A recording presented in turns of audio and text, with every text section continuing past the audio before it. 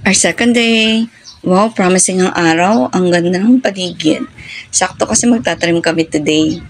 If you notice, banana tree lang ang nasa paligid. Wala pa talagang mga puno. Kasi ang tinatanim dito before are peanuts, sweet corn, at yung mga vegetables. May ilan kami mga dalang puno. Yung iba galing Infanta, yung iba galing Antipolo. Malaki na talaga to at matagal na itong inaalagaan. Ililipat lang namin dito. Hopefully, mabuhay sila.